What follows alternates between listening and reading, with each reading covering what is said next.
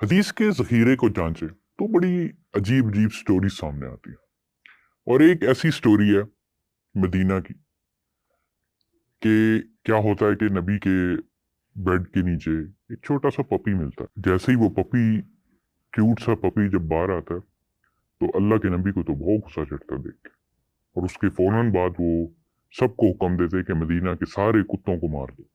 और सारे सहाबा मिलके ये सारे कुत्तों को मारते चले जाते हैं कि पूरा मदीना भरा हुआ होता है कि सारे के सारे कुत्ते बेचारे जैसा भी है वो मारा जा रहा है। अजीब सी हदीस है। इसके बाद एक और इसका तदर्ज आता है, उसमें कई इस तरह की हदीसें मिलती हैं कि जैसे एक कह दिया कि अब काले कुत्ते को मारना है सिर्फ। फिर कह दिया कि नहीं नहीं ये जिसके दो डॉट्स होते हैं सिर्फ उसको मारना है। फिर उसके बाद एक और चीज ये आ जाती है कि ये जो है कुत्ता होता ही शैतान है, काला कुत्ता होता ही शैतान है। बेचारा काले कुत्ते की क्या उसने कर दिया, गलती से पैदा हो गया जो कि उसे मार दिया फौरन, ये देख के कि ये शैतान है। ये निशान बन जाते हैं, कोई जेनेटिक्स होती है, कोई ऐसी वैसी चीज होती है जिससे वो निशान वगैरह आ जाते हैं। आपने तो बस कुत्तों को मारने की फैक्ट्री निकाल दी। भाई कुत्तों को कभी पैदा ही क्यों किया था फिर, अगर ऐसा ही सलूक करना था क्यूट जानवरों के साथ। कोई कहते नहीं है कि dog is man's best friend. So what about this, what's going on? देखिए, पहली बात तो ये कि मेरा ख्याल है कि जो आपने कहा ना कि dog is man's best friend, I think we need to define what does that actually mean कि what is a best friend. और जिस तरह आपने कहा बड़ा क्यूट सा जानवर है, मैं ये नहीं कहता कि कुत्ता जो है वो इंसान के साथ उसकी कोई अच्छे मामलात नहीं होते। बिल्कुल वो एक जानवर अच्छा जानवर है, इंसान के पेट्स होते हैं।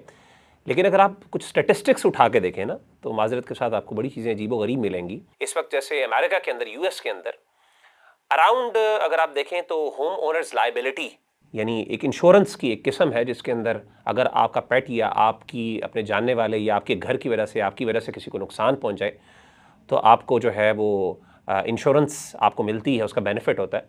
Can you imagine that in 2015 actually around more than 1/3 of that was actually spent on dog bytes. 2 lakh से ऊपर लोगों को जो है ना बुरी तरीके से यानी डॉग्स ने काटा भी, और बाइट्स की और रिकवरी सर्विसेज, और अराउंड 700 मिलियन की जो है कॉस्ट खर्च हुई इनके ऊपर। लोगों ने क्लेम किया 700 मिलियन की, पूरी सिर्फ यूएस के अंदर इतना पैसा लगा। अगेन मैं ये नहीं कहता ऑब्वियसली कि कुत्ता दोस्त नहीं है और कुत्ता जो है वो वफादार नहीं है या कुत्ते के अंदर ये अच्छी बातें नहीं है, लेकिन I just need to ask a question, I am just asking a question, a small question, कि when we say he is man's best friend and when we say he is very loyal to man, we need to define actually what does loyalty actually mean. That is the first thing.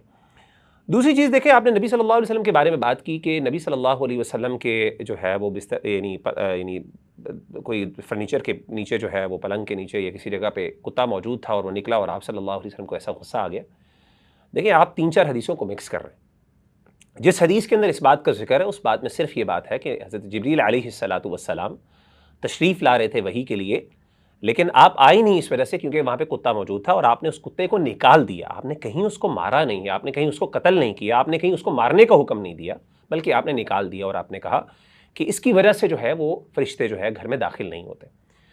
रही बात जो दूसरी है कत्ल करने वाली, तो वो बिल्कुल सेपरेट बात है। उसके अंदर बड़ी वजाहत मौजूद है। नबी सल्लल्लाहु अलैहि वसल्लम ने मदीना के कुत्तों को मारने का, मदीना मतलब शहर जो उस वक्त कुत्ते बहुत ज़्यादा हो गए मदीना के अंदर, और उसकी वजह से शर फैलना शुरू हो गया, नुकसान होना शुरू हो गया। आप खुद मुझे बताएं कि स्ट्रीट डॉग्स जब बहुत ज़्यादा हो जाते हैं, आपकी खुद एनिमल की सर्विसेज मौजूद हैं जहाँ पे स्ट्रीट डॉग्स को पकड़ा जाता है और उनको बंद किया जाता है या किसी तरीके से, उस दौर के अंदर नबी सल्लल्लाहु अलैहि वसल्लम ने हल पेश किया कि जो इतने ज़्यादा कुत्ते हो गए हैं, they're getting out of the control और लोगों को नुकसान हो रहा है, और ख़ास तौर पे काले कुत्तों ने बहुत ज़्यादा नुकसान किया। देखिए, मैं ये मानता हूँ, इस बारे में साइंटिफिक स्टडीज़ भी मौजूद है कि कोई मखसूस ब्रीड कुत्तों की जो है वो हम नहीं खास कर सकते जो बड़ी एग्रेसिव हो सकती है। इस बारे में स्टडीज़ मौजूद है, मैं एग्री करता हूँ।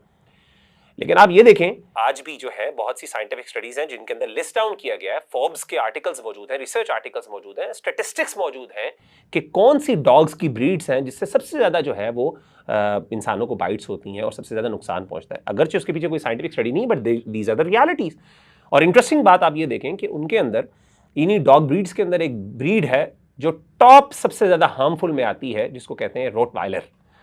Now this is a German dog actually and considered to be actually the ancient one of the oldest breeds and the ancient breeds of dogs। और ये हर्ड और इस तरीके से घरों को प्रोटेक्शन के लिए भी इस्तेमाल होता था, जिस तरह नबी सल्लल्लाहु अलैहि वसल्लम के दौर में इस्तेमाल होता रहा। और इसकी अगर आप तस्वीर देखें तो this is the exactly dog, अगर आप देखें एग्जैक्ट वही डिस्क्रिप्शन जो नबी सल्लल्लाहु अलैहि वसल्लम ने बयान की कि ये काला कुत्ता और इसके जो है वो आंखों के ऊपर 2 डॉट्स हैं।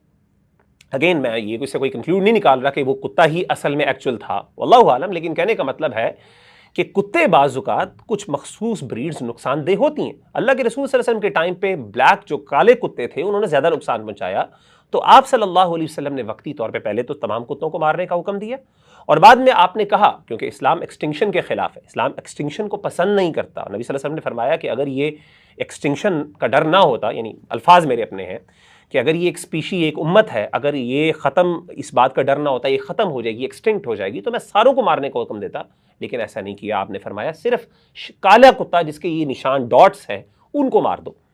और बाद में आपने उससे भी हुक्म, आपने उसको भी हुक्म को मनसूख हो गया, वो भी इस्लाम में हुक्म मनसूख हो गया और आपने कह दिया कि हर सिर्फ वही कुत्ते को मारो जो सिर्फ नुकसान दे। तो इससे पता चलता है, इन हादीस को देखें तो वाज़ेह होता है कि जो उस टाइम नुकसान ज़्यादा दे रहा था कुत्ता, जो काला कुत्ता ज़्यादा था, तो आपने कह दिया काले कुत्ते, और इससे मुराद शैतान आपने जो कहा उसका मुराद ये थी कि ये नुकसानदेह ज़्यादा है।